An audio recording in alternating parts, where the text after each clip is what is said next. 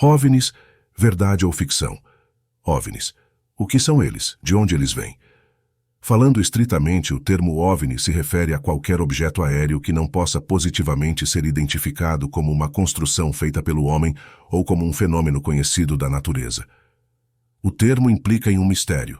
Em linguagem comum, OVNI é frequentemente usado para denotar qualquer objeto que possa ser uma espaçonave de uma civilização extraterrestre. A frase objeto voador não identificado foi criada pelo capitão da Força Aérea dos Estados Unidos da América, Edward J. Ruppelt. O capitão Ruppelt chefiou uma investigação da Força Aérea sobre o fenômeno em 1951. Antes da investigação de Ruppelt, os OVNIs eram geralmente chamados de discos voadores, porque muitas testemunhas descreveram os objetos como tendo forma de disco.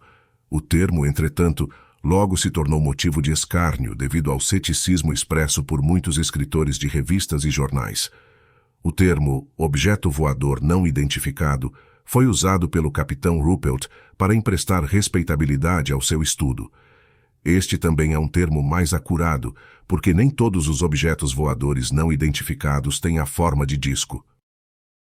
Centenas de OVNIs são relatados a cada ano, geralmente para a polícia, a mídia ou a grupos de pesquisa do tema. Estes relatos representam apenas uma minoria do número total de OVNIs realmente vistos, porque a maioria das testemunhas não revelam publicamente suas experiências.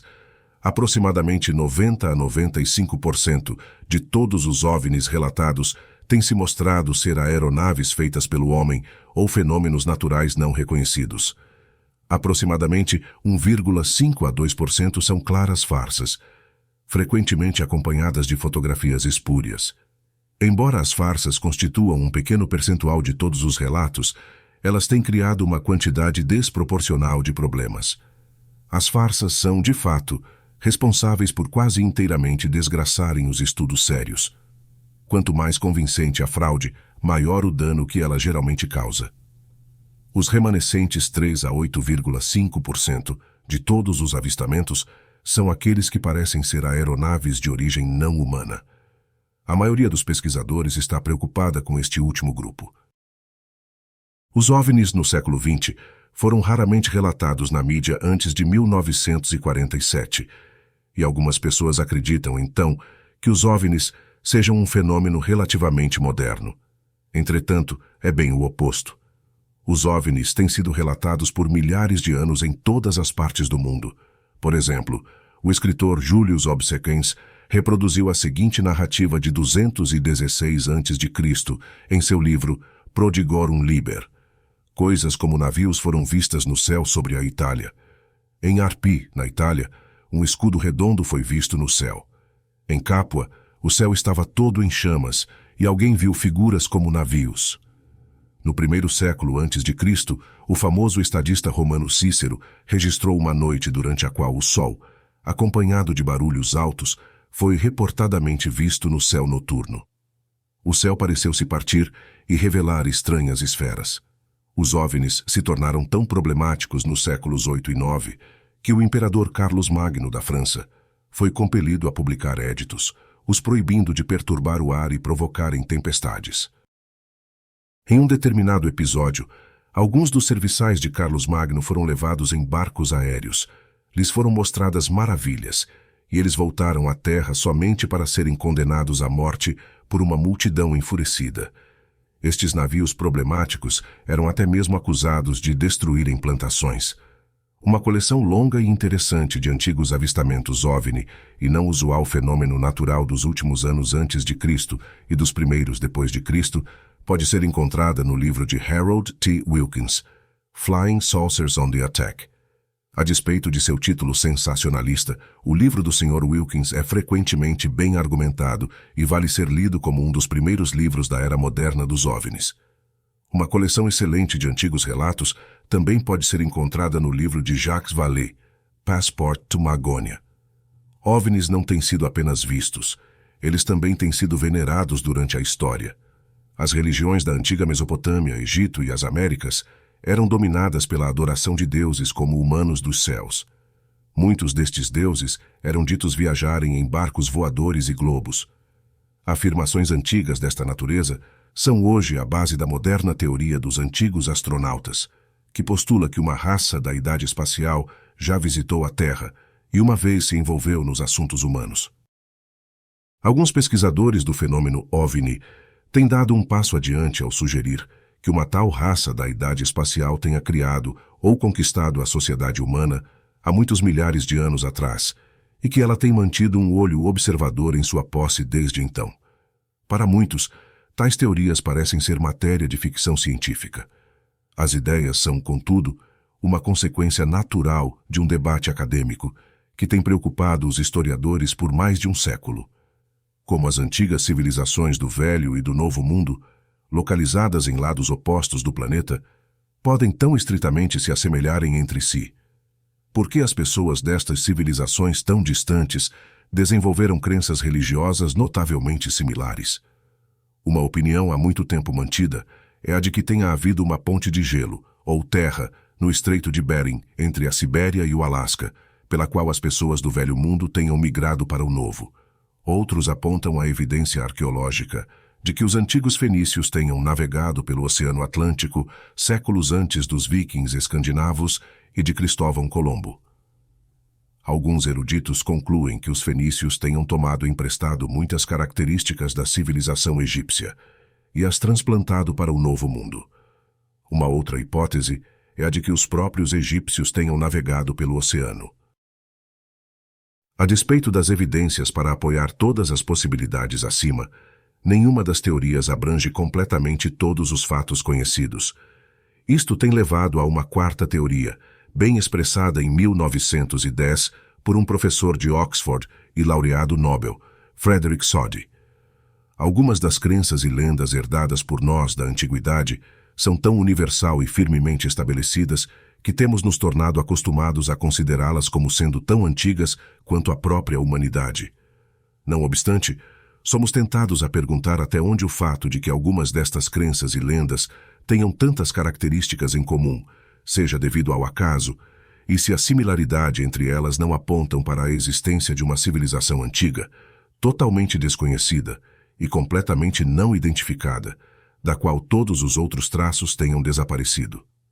Quando tal conjuntura é levantada, muitas pessoas pensam em desaparecidas massas ou ilhas de terra, tais como o legendário continente perdido de Atlântida e Lemúria.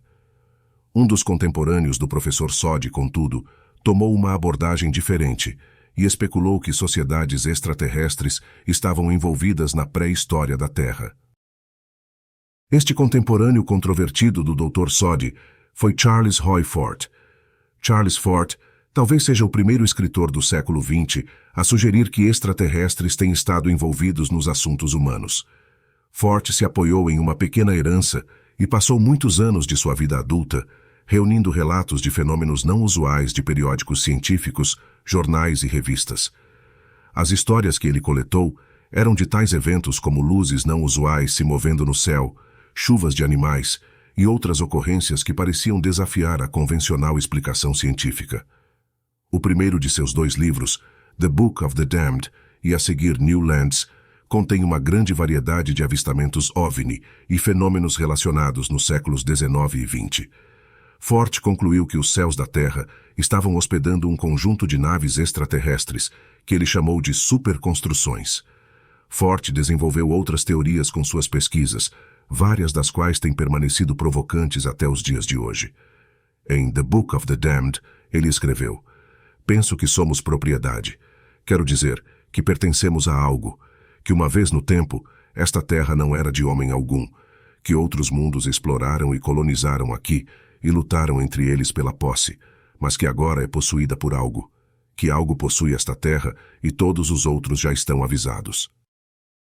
Fort concluiu que a raça humana não tenha um status muito alto em relação aos proprietários extraterrestres. Ao se dirigir ao enigma de por que eles, os proprietários da Terra, não têm vindo aqui ou estão aqui, abertamente, ele filosofou: "Que tal se fôssemos como sofisticados porcos, gansos ou gado? Seria sábio estabelecer relações diplomáticas com a galinha, que agora funciona satisfeita com o mero senso de obtenção de um meio de compensação?" Além de ligar a raça humana a um rebanho autossatisfeito, Forte acreditava que uma influência direta sobre os assuntos humanos estava sendo exercida pelos aparentes proprietários da terra. Suspeito que, afinal, sejamos úteis. Que entre os reclamantes contestadores, o ajustamento tenha ocorrido e que algo agora tenha um direito legal sobre nós, pela força, ou por ter pago os análogos das contas por nós para os antigos e mais primitivos proprietários. Que tudo isso tem sido sabido, talvez por eras. Um culto ou ordem, membros que funcionam como líderes para o resto de nós, ou como escravos e supervisores superiores, nos dirigindo de acordo com as direções recebidas de alguém mais, em nossa misteriosa utilidade. Forte não especulou que misteriosa utilidade poderia ser essa, exceto brevemente sugeriu que os humanos podem ser escravos. Em uma veia mais leve, Forte pensou que a Terra tem tido uma pré-história muito viva e colorida. Mas aceito que no passado, antes que a propriedade fosse estabelecida, os habitantes de uma variedade de outros mundos tenham caído aqui, esperado, flutuado, navegado, voado, monitorado, andaram aqui, por tudo que sei, foram empurrados, vieram isoladamente ou em números enormes, visitando ocasionalmente ou periodicamente para caça, comércio, enchimento de haréns, mineração. Foram incapazes de permanecerem aqui, tendo estabelecido colônias ou tendo estado perdidos. Povos muito avançados ou coisas, e povos primitivos, ou seja o que for que eles fossem, os brancos, negros e amarelos. Para entender como tudo isso se aplica à condição humana hoje, Forte não ofereceu respostas, somente uma fórmula: porcos, gansos e gado. Primeiro encontrar o proprietário deles, então descobrir o porquê disso. Forte tem expressado algumas ideias ousadas. Elas foram publicadas no tempo em que os aviões primitivos e os balões dirigíveis governavam o céu. O voo histórico de Charles Lindbergh sobre o Atlântico estava ainda a 8 anos de distância. Forte adquiriu um pequeno e leal séquito durante seu tempo. Mas não foi senão um terço de século mais tarde, contudo, que a fundação proposta por Forte se deparou com uma súbita explosão de trabalhos de não-ficção, especulando que uma sociedade extraterrestre tem estado envolvida nos assuntos humanos. Este súbito aumento de interesse foi causado por uma explosão de avistamento OVNI publicados pela mídia nas décadas de 40 e 50. Um dos primeiros livros daquele período a discutir os antigos avistamentos OVNI foi Flying Saucers on the Attack, de Harold T. Wilkins. Ele foi publicado em 1954 pela Citadel Press de Nova York. Citadel publicou uma série, incluindo The UFO and the Bible, de Morris K. Jessup. O livro de Jessup sugeriu que muitos eventos bíblicos eram façanhas de uma raça da idade espacial, e não deuses. Inúmeras passagens da Bíblia foram citadas para apoiar a teoria. Livros iguais, com títulos similares se seguiram, tais como Flying Saucers in the Bible, de Virginia F. Brasington, e The Bible and Flying Saucers, de Barry H. Downing. Do outro lado do Atlântico, um número de escritores europeus também estavam fazendo importantes contribuições ao gênero. A equipe francesa de Louis Pauwels e Jacques Bergier escreveu seu intrigante best-seller Morning of the Magicians, que foi publicado na América no início da década de 60. Erich von Däniken, da Suíça, também estava escrevendo sobre os antigos astronautas durante as décadas de 50 e 60, e ele alcançou uma grande fama no início da década de 70, depois da publicação de seu primeiro best-seller internacional sobre o assunto, Chariots of the Gods. O sucesso do livro de von Däniken desencadeou uma inundação de livros similares e filmes nas décadas de 70 e 80, trazendo a ideia dos antigos astronautas à atenção de milhões. A noção da intervenção alienígena nos assuntos humanos geralmente é tolerada quando é expressa em um trabalho de ficção científica, mas frequentemente é pobremente recebida quando sugerida como um fato. Isto é compreensível. A própria ideia disso parece, ao primeiro impacto, voar na face de tudo que nos tem sido ensinado.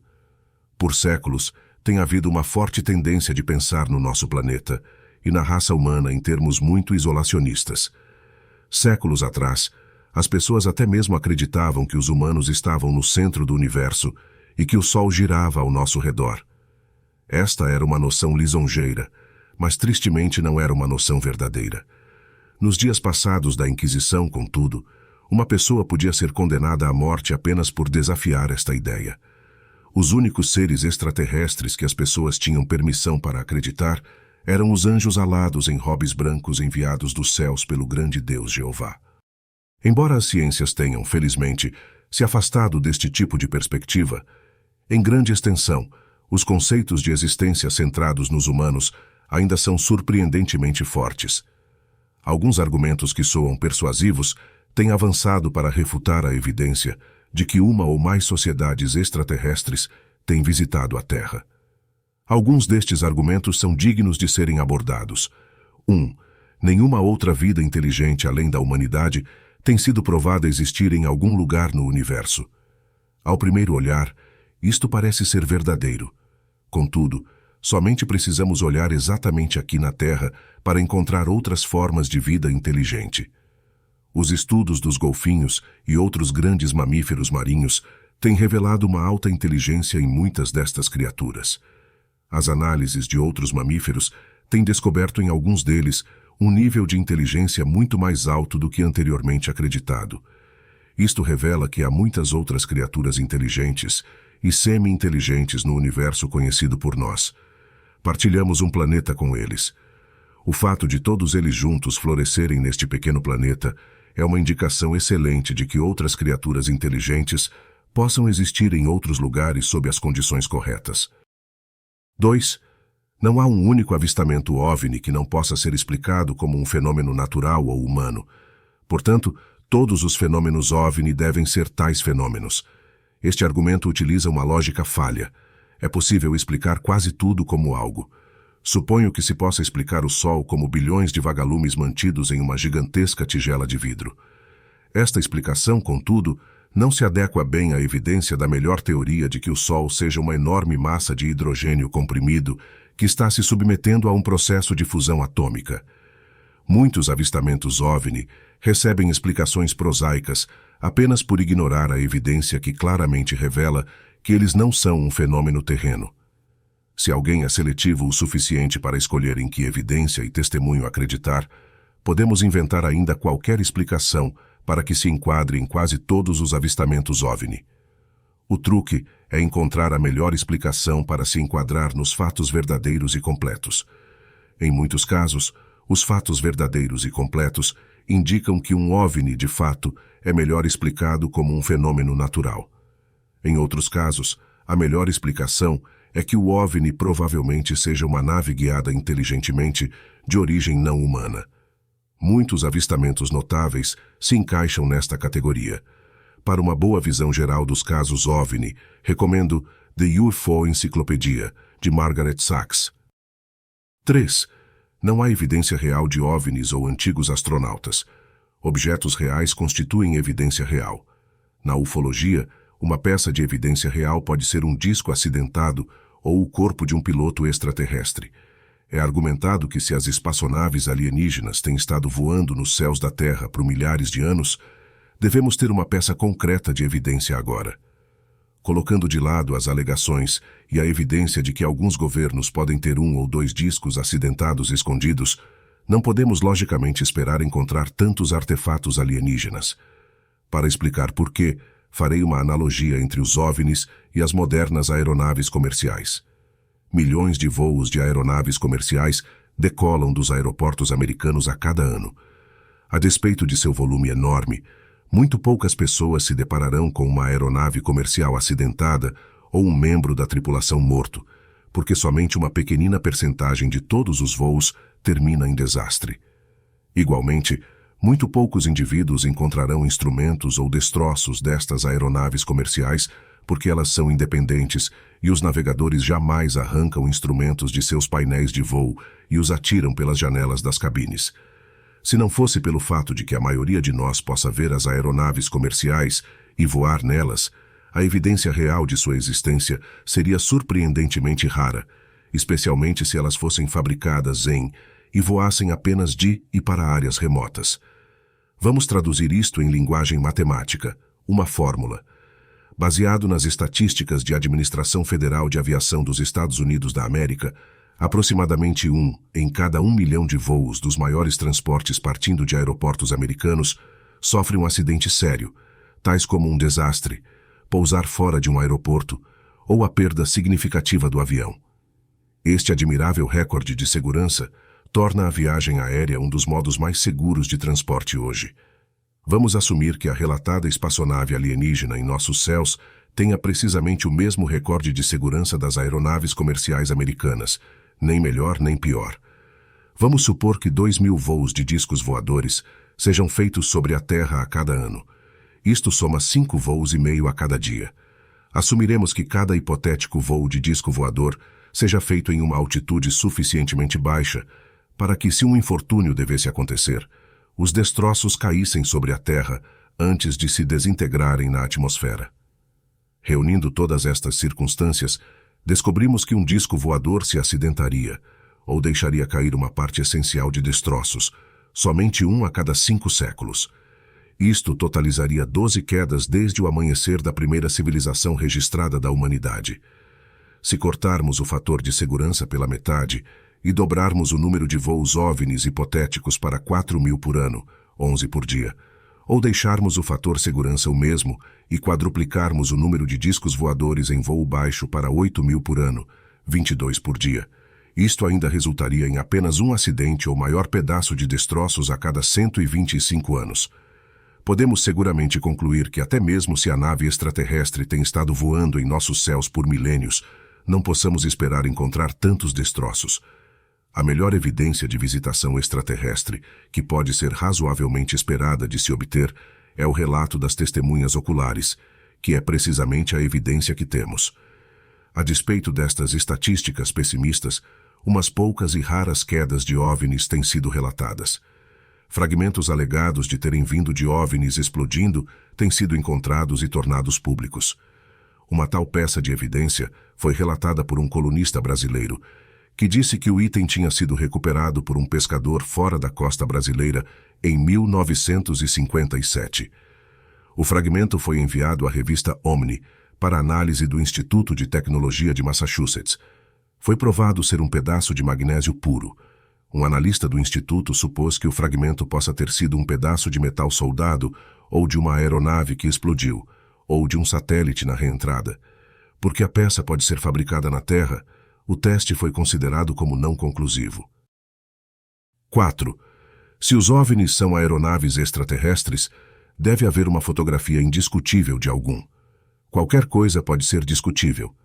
Para começar uma discussão, tudo o que alguém precisa é abrir a boca e proferir algumas palavras. A mera existência de uma discussão, portanto, por si só, não nega a realidade de uma coisa. A discussão simplesmente significa que alguém tenha escolhido entrar em desacordo, seja para o bem ou para o mal. É verdade, contudo, que pesquisadores enfrentam a escassez de fotografias decentes de OVNIs. As fotos disponíveis tendem a ser de duas variedades, ou borradas e inconclusivas. As imagens podem ser de qualquer coisa, ou fraudulentas. Quando aparece uma foto clara e nítida de um OVNI, frequentemente se comprova ser uma farsa. Isto acontece tantas vezes que um pesquisador pode somente contar que uma boa fotografia de disco voador eventualmente se prova má. Isto é especialmente verdadeiro hoje, quando os avanços técnicos têm tornado algumas formas de truque fotográfico quase que indetectável. Mas isso ainda deixa uma pergunta: por que há tão poucas fotos conclusivas disponíveis? Como notado anteriormente, a narrativa aparentemente genuína de nave extraterrestre é apenas uma pequena percentagem de um número total de OVNIs relatados. A maioria destas aeronaves são vistas à noite. A maioria dos encontros próximos, encontros humanos com ocupantes da espaçonave, ocorrem em uma área rural não recreacional, onde muito poucas pessoas levam câmeras consigo. Em qualquer dado momento, certamente muito menos de uma pessoa em cada 10.000 está levando uma câmera. Os OVNIs não compensam isso fazendo aparecimentos regulares e programados sobre pontos de férias cheios de gente onde a maioria das câmeras em funcionamento possam estar. Dados estes fatores, podemos esperar que boas fotos genuínas de aeronaves extraterrestres seriam bens excessivamente raros. Lembre-se também que a propriedade de câmeras fotográficas tem sido disseminada apenas há um curto período de tempo. Isto não é o mesmo que dizer que fotos nítidas de aeronaves alienígenas aparentemente genuínas não existam. Elas existem e podem ser encontradas em vários livros escritos por pesquisadores de OVNIs responsáveis. Para aconselhamento sobre a autenticidade de específicas fotografias OVNI, recomendo contatar Mutual UFO Network, MUFON. 5. O testemunho ocular nos casos OVNI é inerentemente não confiável. Tal testemunho é, portanto, evidência insuficiente de visitação extraterrestre. Talvez o crítico ufológico mais influente enquanto escrevo seja Philip Klass, que tem sido apelidado Sherlock Holmes of Ufology, por suas exaustivas investigações. Seu livro UFOs Explained ganhou o prêmio de Aviation Space Writers para o melhor livro sobre o espaço em 1974. Neste livro premiado, o Sr. Klass desenvolveu vários princípios. O primeiro era princípio ufológico. 1. Pessoas basicamente honestas e inteligentes que são subitamente expostas a um evento breve e inesperado, especialmente um que envolve um objeto não familiar, podem ser profundamente imprecisas ao tentarem descrever o que eles têm visto. Este princípio algumas vezes é verdadeiro. Foi demonstrado por um estudo patrocinado pelo governo, realizado entre 1966 e 1968, sob a direção de Edward U. Condon.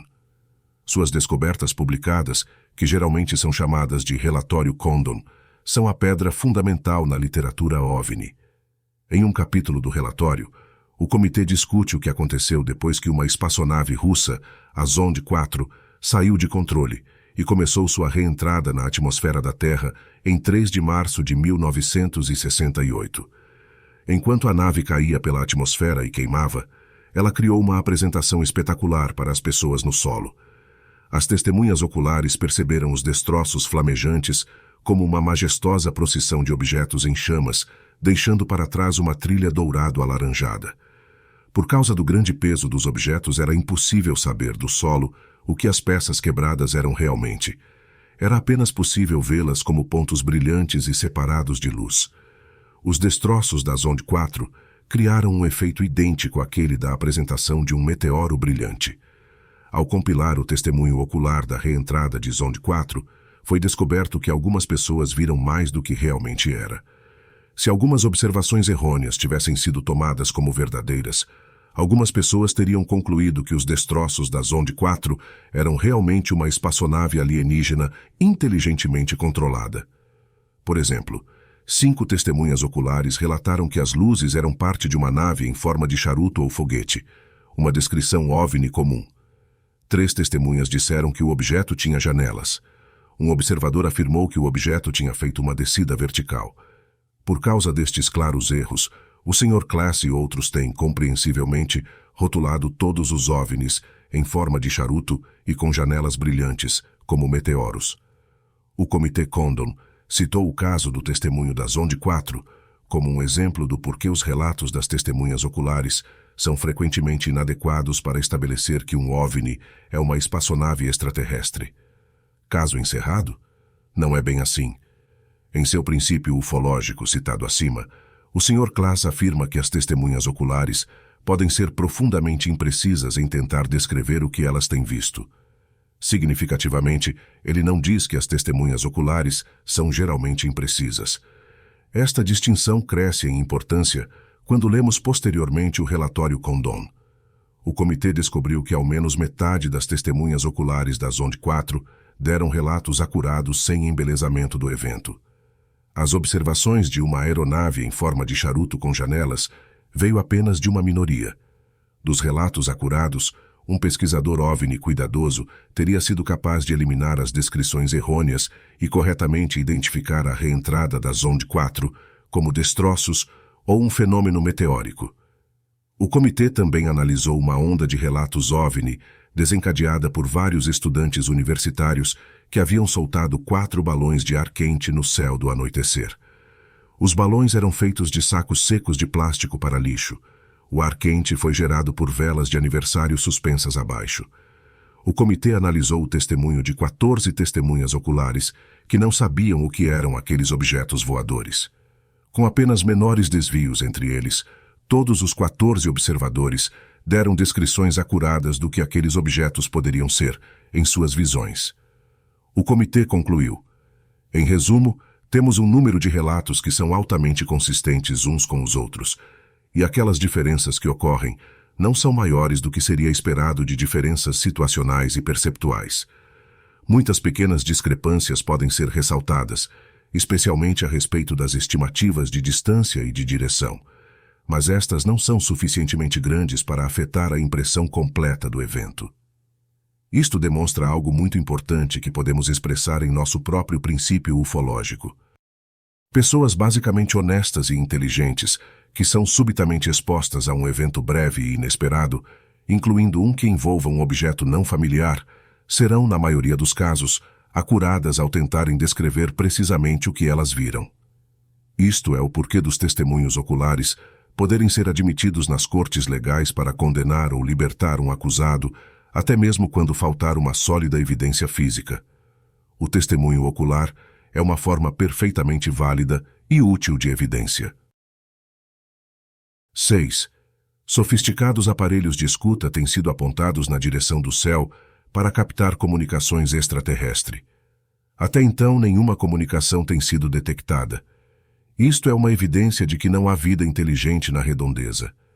A despeito do ceticismo em muitos círculos acadêmicos a respeito da visitação extraterrestre, várias tentativas bem custeadas têm sido feitas para detectar sinais de civilizações do espaço externo pelo uso de sofisticadas antenas de rádio apontadas na direção dos céus.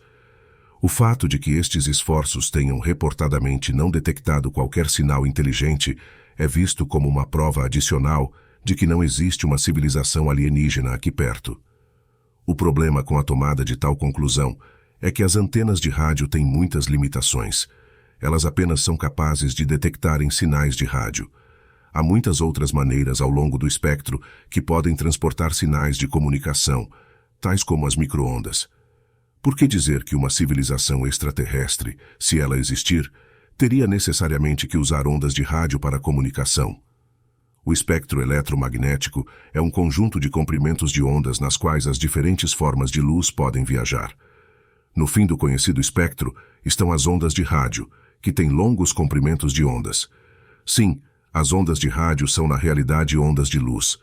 Elas se transformam em som quando traduzidas por um receptor. Do outro lado do espectro estão os raios gama, que têm curtos comprimentos de onda. A variação da luz que podemos ver com os nossos olhos é limitada a uma banda muito pequena do espectro. Instrumentos têm sido inventados para captar e transmitir ao longo desses outros comprimentos de onda, tal como o infravermelho, o raio-x e as micro-ondas. Nós nem mesmo sabemos o que está além das duas extremidades conhecidas do espectro eletromagnético.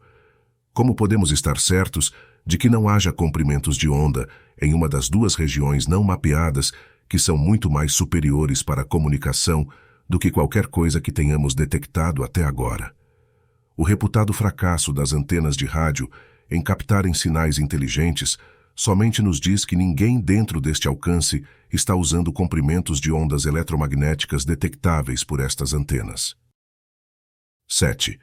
Se tantos discos voadores estão visitando a Terra, por que eles não são detectados mais frequentemente por radares? Muitos excelentes avistamentos OVNI têm sido confirmados pelo radar. Esta excelente evidência dada pelo radar geralmente é descartada pelos críticos como erro do operador, como mau funcionamento do equipamento ou como falsas leituras causadas por fenômenos naturais. Teríamos até mesmo mais evidências de radares não fosse o fato de que os operadores são treinados para desconsiderarem a maioria das anomalias do equipamento, porque um grande número de coisas pode criar uma falsa leitura. Sinais espúrios de radar podem ser gerados por uma tal variedade de fenômenos diferentes, como bando de aves e várias condições atmosféricas. Os operadores aprendem a se focar nestas leituras que indicam o tipo de objeto que eles estão rastreando, geralmente aeronaves humanas. Se algo não usual aparece e desaparece na tela, mais frequentemente isto será ignorado. Grandes quantidades de OVNIs detectados por radar, portanto, continuam não relatadas. As detecções de OVNIs pelo radar estão sendo eliminadas pelos avanços na tecnologia. Muitos computadores modernos de radar agora eliminam automaticamente as leituras anômalas, de forma que elas não são nem sequer apresentadas na tela do equipamento. Isto torna mais fácil o trabalho do operador, mas ao custo de eliminar a detecção OVNI. O Sr. Klass comenta: ironicamente, um dos vários critérios usados pelos computadores de radar para discriminar entre alvos reais e espúrios descartariam potenciais OVNIs ao radar, até mesmo se eles fossem legítimas naves extraterrestres voando em velocidade hipersônicas. 8. Muitas pessoas têm testemunhado sob hipnose terem sido abduzidas por OVNIs. Tal testemunho é inerentemente suspeito, porque as pessoas que nunca foram abduzidas podem criar memórias aparentemente realistas da abdução enquanto em transe. Se o fenômeno OVNI consistisse apenas em ocasionais avistamentos estranhos no céu, poderia ser fácil de descartar. Contudo, muitas pessoas têm relatado serem raptadas por ocupantes de OVNIs. As experiências de abdução tendem a ser notavelmente similares. A vítima vê um OVNI, geralmente à noite e em uma área rural. Ela é imobilizada e levada a bordo de uma espaçonave alienígena. Ela é submetida a um exame físico que dura de 1 a 2 horas pelos ocupantes da nave. Então ela é libertada. Muitos abduzidos não se lembram conscientemente de suas experiências depois. Uma vítima típica pode apenas ver um OVNI e subitamente descobrir que se passaram 2 horas sem nenhuma lembrança do que aconteceu durante este tempo perdido. Os pesquisadores geralmente rompem a amnésia com a hipnose. Parece que esta curiosa amnésia vivenciada por muitos abduzidos seja deliberadamente induzida pelos ocupantes da nave como um método de preservar o anonimato OVNI. Tal tamponamento mental pode de fato ser feito. Durante seus infames e altamente publicados experimentos de controle mental nas décadas de 60 e 70, a CIA dos Estados Unidos tem desenvolvido técnicas eficazes de enterrar a memória e induzir a amnésia. Contudo, com um trabalho cuidadoso, as memórias enterradas podem ser recuperadas. Como veremos depois, o tamponamento mental com vítimas humanas tem sido uma atividade comum associada aos OVNIs por toda a história. Até esta data, um corpo enorme de fascinante testemunho de abduções tem sido reunido. Dissipações têm sido lançadas sobre isto por causa dos vários experimentos, tais como os realizados no Anaheim Memorial Hospital, na Califórnia. Foi descoberto em Anaheim que indivíduos que alegadamente tinham pouco conhecimento anterior sobre OVNIs podem ser levados a criarem memórias realistas da abdução sob hipnose. Esta descoberta tem sido usada para lançar dúvida sobre a validade de todo o testemunho de abdução obtido sob hipnose. Os experimentos de Anaheim, contudo, perderam um ponto e nada revelaram sobre o fenômeno OVNI. Eles apenas reafirmaram o que já sabíamos sobre hipnose. É verdade que a memória de uma pessoa pode ser distorcida enquanto ela está sob hipnose, exatamente como quando uma pessoa está completamente consciente. Por outro lado, tem sido amplamente demonstrado que a hipnose pode ser eficaz na recuperação de memórias. Isto depende do talento do hipnotizador e do estado mental do sujeito. Um hipnotizador pode de fato convencer uma pessoa que nunca esteve a bordo de um trem a criar uma memória realista de andar de trem, mas isto não significa que todo sujeito hipnotizado que se lembre de ter estado em um trem seja culpado de fabricação de memória. Com certeza não. Admitidamente, há problemas genuínos com a hipnose, porque o sujeito hipnotizado está em um estado subconsciente. Ele ou ela podem estar mais impressionáveis do que o normal.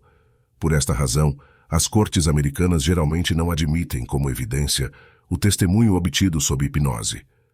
Um outro perigo com a hipnose é de o sujeito poder recuperar uma memória completamente válida, mas se o sujeito é continuamente empurrado a se lembrar mais durante o processo, sua trilha de tempo mental pode se tornar mais misturada.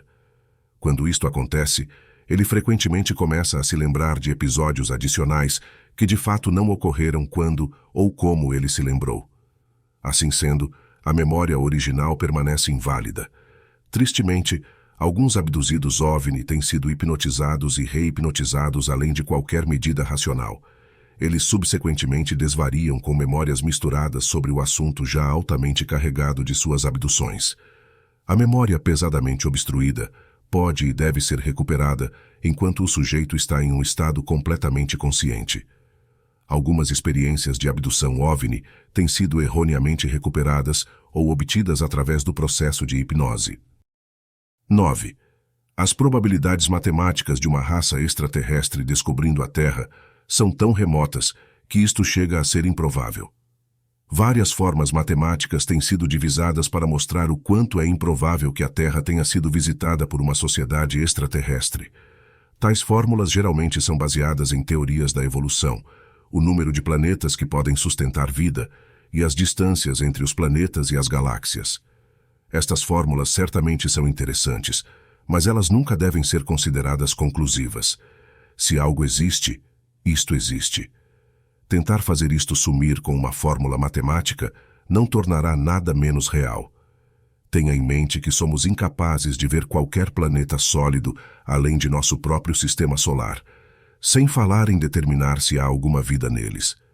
A situação humana a este respeito pode ser similar a uma colônia de pequeninas formigas, cujo alcance de observação abranja apenas uns poucos acres. Se esta colônia é situada em um deserto árido, as formigas podem concluir que a Terra inteira seja uma terra desolada, nunca sonhando com as vastas metrópoles a apenas 100 de milhas de distância. Simplesmente porque descobrimos que nosso próprio sistema solar ou seção da galáxia é árida, isto não implica automaticamente que este seja o caso em todos os outros lugares. Um outro setor da galáxia pode estar pululante de vida inteligente e não há meio para nós aqui na borda distante da Via Láctea saber disso, exceto por supor com teorias que sempre estão mudando. Por esta razão, não é particularmente sábio desprezar a evidência de visitação extraterrestre se ela aparece. 10. Apenas pessoas com problemas mentais acreditam em OVNIs. Um método desafortunado que alguns críticos usam para atacar a evidência de visitação extraterrestre é através da teoria psicológica. Como esses críticos afirmam não haver qualquer nave extraterrestre em nosso céu, eles podem permanecer utilizando-se de rótulos difamatórios, em um esforço para explicar por que muitas pessoas considerarão a possibilidade que eles rejeitam. Tais rótulos têm partido da variável de uma simples necessidade do cumprimento religioso até a esquizofrenia ambulatorial. Esta psiquiatria duvidosa tem se tornado lamentavelmente a moda nos anos recentes. Isto oculta a realidade de que a maioria das pesquisas sobre OVNIs são tão clínicas e científicas quanto se possa esperar. A maioria dos pesquisadores do fenômeno são tão sadios e racionais quanto os críticos que tão rapidamente lançam mão de rótulos psicologicamente desfavoráveis. O verdadeiro debate OVNI se centraliza ao redor de matérias genuinamente científicas, intelectual e históricas, não em assuntos emocionais. Um outro problema ao utilizar a análise psicológica para explicar o interesse popular e científico nos OVNIs é que as mesas devem ser viradas. Um erudito advogando a possibilidade da visitação extraterrestre pode tão facilmente e tão incorretamente argumentar que estas pessoas que claramente aderem apenas a explicações prosaicas para os avistamentos OVNI, diante da evidência contrária, estão profundamente temerosas de algo que elas não podem entender.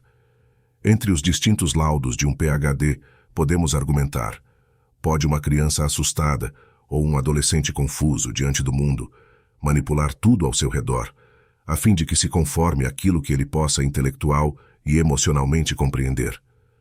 Como podemos ver, este lamaçal psicológico é uma forma muito pobre de um debate científico desta natureza. Isto não faz bem a ninguém. Os rótulos são geralmente não verdadeiros, e isto nubla os assuntos reais. As pessoas inteligentes e racionais são facilmente encontradas de ambos os lados desta controvérsia. 11. As teorias OVNI são confusão para arrancar dinheiro dos crédulos. É um truísmo que há dois grandes crimes em nossa sociedade: ter dinheiro e não ter dinheiro. Ambos são punidos com igual ferocidade. Um dos meios mais fáceis de desacreditar uma ideia é sugerir a alguém que tenha dinheiro que a expresse. Alguns críticos do fenômeno OVNI têm feito alusões a charlatães no passado que enganaram pessoas com estranhas ideias e que teriam ficado ricos se aproveitando da credulidade das pessoas. Algumas alusões têm sido feitas em um esforço para sugerir que as pessoas que ganham dinheiro com livros ou filmes sobre OVNIs estejam engajadas em similares charlatanismos. Por favor, tenha em mente que o dinheiro por si só nada tem a ver com a validade de uma ideia. O dinheiro é um bem imprevisível que vai para quem o merece e igualmente para quem não merece. Um punhado de pessoas tem de fato ganho bons rendimentos com livros e filmes que lidam com o fenômeno OVNI. O número de pessoas que tem feito isso, contudo, é muito pequeno comparado aos muitos milhares de professores, palestrantes e escritores que são pagos para promulgarem as opiniões mais convencionais do mundo. Até mesmo quando está claro que uns poucos indivíduos têm falsamente relatado ou insinceramente discutido os OVNIs para fazer dinheiro, o fenômeno não é automaticamente desacreditado.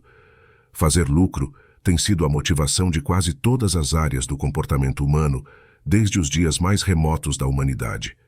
Se vamos nos desfazer de tudo a que alguém tenha anexado um motivo de lucro, pouco sobraria de nossa cultura. Felizmente, a vasta maioria das testemunhas e pesquisadores do fenômeno OVNI, ricos e pobres, são sinceros no que eles dizem e fazem. 12. O comportamento OVNI não se conforma com o que esperamos de uma vida extraterrestre inteligente. Os OVNIs são difíceis de se estudar devido à sua frequentemente bizarra e imprevisível natureza. O comportamento OVNI parece, por um lado, levantar algumas das questões mais profundas sobre a vida e a existência, enquanto, por outro lado, parece mais ser roteiro para um filme de Buck Rogers. Esta dualidade é difícil de conciliar, ainda que seja a inescapável parte do fenômeno. Os OVNIs são tão profundos quanto lunáticos, como devemos ver. Este fator é frequentemente usado para desacreditar os relatos. Alguns críticos alegam que se os OVNIs fossem aeronaves extraterrestres, eles se manifestariam de um modo mais aceitável. Porque, por exemplo, os OVNIs aparentemente têm raptado donas de casa e as implantado com mensagens religiosas, mas nunca pousaram no gramado da Casa Branca e falado com o presidente dos Estados Unidos? Em um de seus livros, Philip Klass ofereceu uma recompensa de $10.000 por uma prova conclusiva da visitação extraterrestre. Para se qualificar para a recompensa, somente uma espaçonave acidentada ou uma outra prova que a Academia Nacional de Ciências dos Estados Unidos comprovasse ser uma afirmação de inteligência extraterrestre seria suficiente. Ou um alien que se apresentasse diante da Assembleia Geral da ONU ou num programa de televisão em rede nacional. O fato de que ninguém tenha recebido esta recompensa é visto por algumas pessoas como prova adicional de que a Terra não está sendo visitada por uma sociedade extraterrestre. Os problemas com a recompensa de $10.000 são óbvios. Já temos discutido as escassas possibilidades de se encontrar um disco voador acidentado ou um pedaço considerável de destroço. Que tal se a Academia Nacional de Ciência dos Estados Unidos estivesse mais inclinada a argumentar uma origem terrestre para uma peça menor de uma evidência real antes de admitir uma fonte não terrestre? Que tal se os pilotos extraterrestres não estiverem tão inclinados a aparecerem na televisão ou na ONU quanto um piloto humano estaria disposto a se dirigir a um conselho de chimpanzés? Um outro problema com a oferta de $10.000 é que a pessoa tinha que pagar ao Sr. Klass $100 por ano para se qualificar. Isto reduziu o debate OVNI ao nível de um jogo de cassino. Poucos pesquisadores sérios aceitaram a oferta. Certamente todos nós podemos desejar que os OVNIs sejam mais cooperativos, mas até que eles sejam, o fenômeno deve ser estudado em seus próprios termos, não segundo o comportamento que pensemos que eles devam exibir. 13. No passado, os poucos avistamentos usados como prova de uma visitação extraterrestre pelos principais pesquisadores têm se provado como fenômenos terrenos ou farsas. Estes erros lançam dúvidas sobre tais proclamações. Pelo fato do fenômeno OVNI ser tão difícil de ser estudado, até mesmo os melhores pesquisadores inevitavelmente cometerão erros, algumas vezes muitos deles. É fácil para alguém se apoderar destes erros e os utilizar para desacreditar o assunto inteiro. Esta tática é usada frequentemente pelos advogados nos tribunais, por estadistas durante debates políticos e até mesmo em controvérsias acadêmicas. O problema com esta tática é que ela nem sempre leva à verdade e pode até mesmo nos afastar dela. Um bom exemplo é o da teoria da Terra redonda exposta por Cristóvão Colombo no século XV. Em uma era onde as pessoas ainda acreditavam que o mundo era plano, Colombo fez parte do movimento que proclamava que a Terra era redonda ou em forma de uma pera. Tão correto quanto estava Colombo sobre este assunto, ele estava errado sobre muitos outros. Colombo pensava que encontraria a Ásia quando ele atravessou o Oceano Atlântico e falsamente relatou que ele assim o fizera quando voltou à Espanha. Hoje sabemos com certeza que Colombo não encontrou a Ásia afinal. Ele se deparou com o continente norte-americano, que não está nem perto da Ásia. Por causa disso, podemos facilmente desdenhar da evidência falsa de Colombo e proclamar que sua teoria da Terra redonda era uma vergonha. Afinal, algumas das outras ideias de Colombo sobre a Terra estavam claramente erradas, algumas até absurdas. Este tipo de situação ocorre frequentemente, especialmente quando a ciência é jovem, como é hoje a ufologia. As declarações falsas e as evidências erradas são frequentemente utilizadas para apoiarem ideias fundamentalmente honestas e sólidas. Isto não é o mesmo que dizer que cada nova teoria que surge seja uma teoria válida, ou que a má evidência seja sinal de uma boa teoria. O truque é pesar toda a evidência e basear a decisão nisso. Ao fazer assim, contudo, não fique surpreso se encontrar em desacordo com outros. O mais interessante é que duas pessoas possam olhar uma informação idêntica e ainda assim chegarem a conclusões opostas. 14. Expor teorias de visitação extraterrestre de antigos astronautas é perigoso para a sociedade.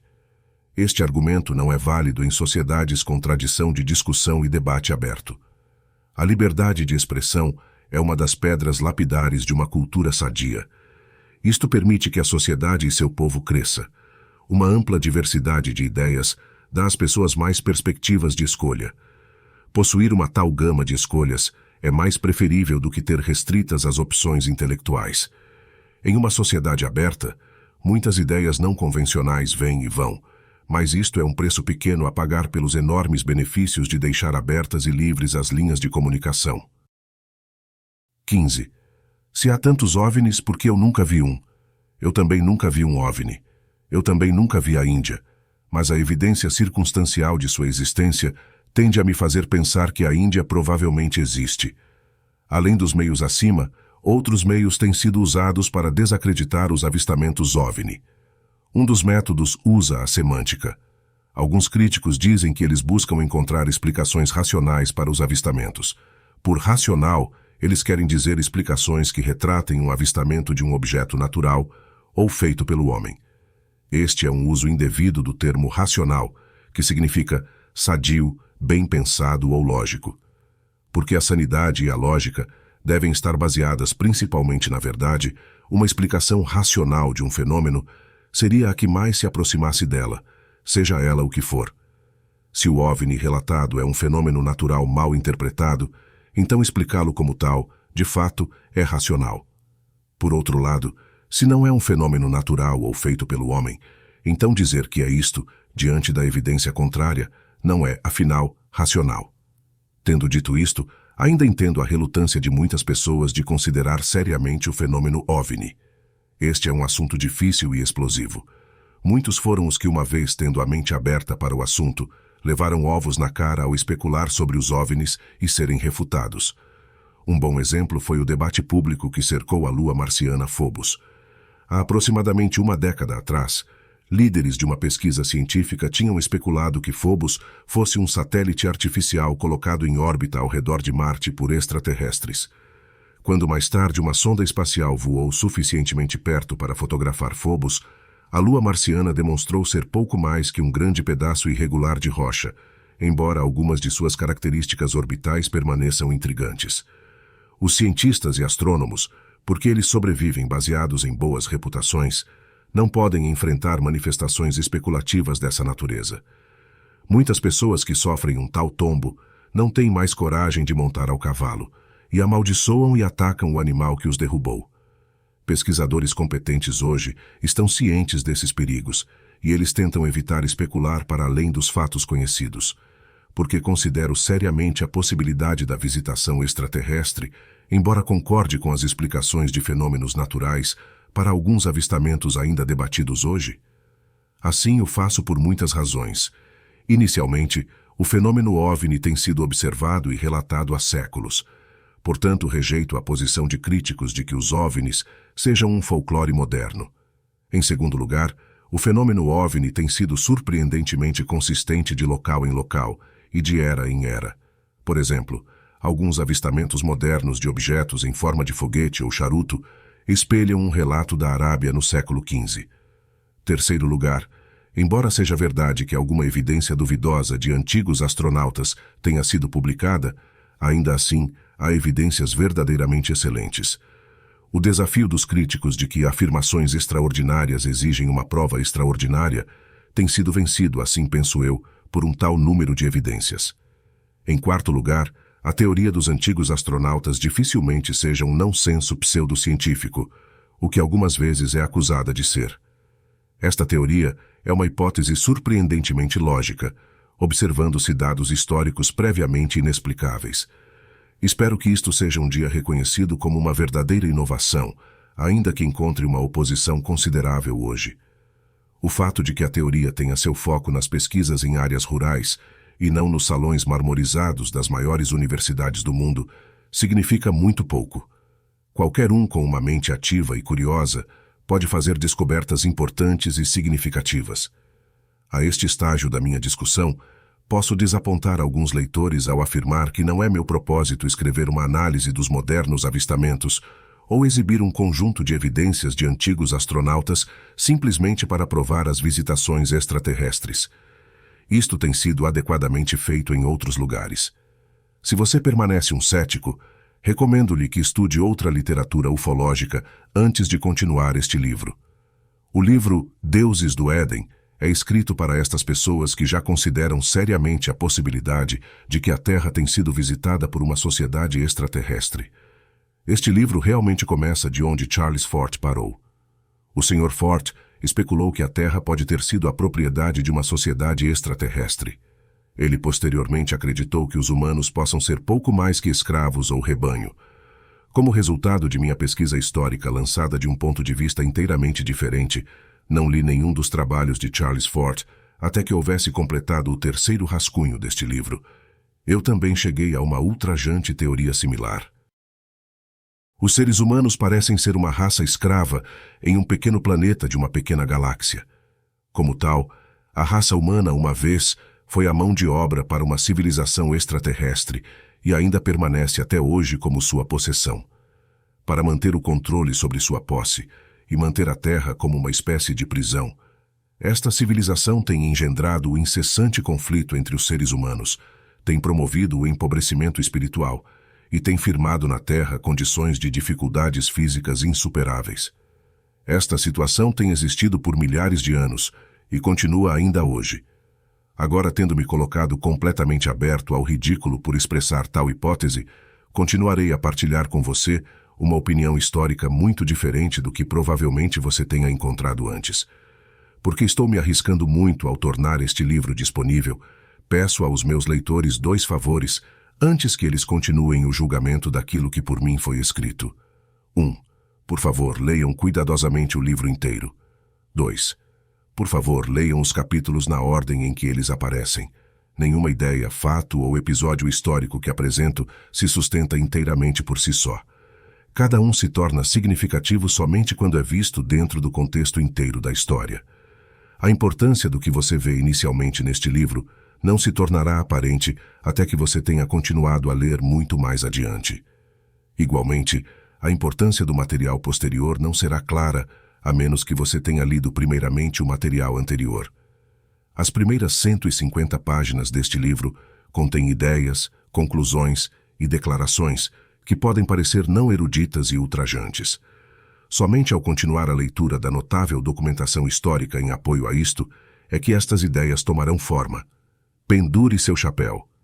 Agora começaremos uma surpreendente viagem de montanha-russa ao longo de uma área sensível da história.